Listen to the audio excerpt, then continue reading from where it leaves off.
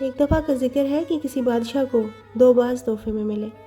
اتنے خوبصورت پرندے بادشاہ نے پہلے کبھی نہیں دیکھے تھے۔ اس نے وہ دونوں باز اپنے ایک مخصوص ملازم کے حوالے کرتے ہوئے کہا کہ ان کی بہترین تربیت کرو۔ ایک دن اس ملازم نے آ کر بادشاہ سے کہا، بادشاہ سلامت، ان دونوں میں سے ایک باز تو بہت اونچی اور شاندار اڑان اڑنے لگا ہے، مگر دوسرا اپنی شاخ سے اڑ ہی نہیں پاتا۔ میں نے ہر طرح سے کوشش کر کے دیکھ لیا ہے۔ بادشاہ نے اپنے وزیروں اور مشیروں کے سامنے یہ مسئلہ رکھا۔ کئی دن، ہفتے، مہینے گزرے، مگر کسی بھی ترکیب سے وہ باز اڑ نہ سکا۔ تب بادشاہ نے اعلان کیا کہ کوئی ایسے شخص کو ڈھونڈ کر لائے جسے قدرت سے گہری دلچسپی ہو اور جو برسوں جنگلات میں رہا ہو۔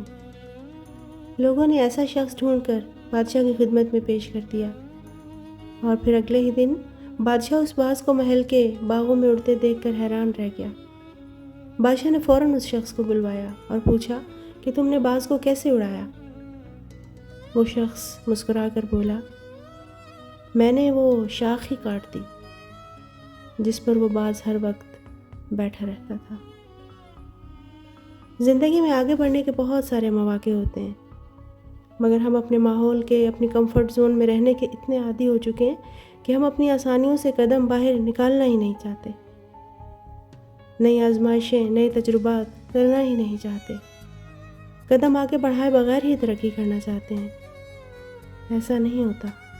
ڈریں مت، اپنی جگہ کو چھوڑیں، مشکلات کا، آزمائشوں کا سامنا کریں تاکہ زندگی میں اور آگے بڑھ سکیں۔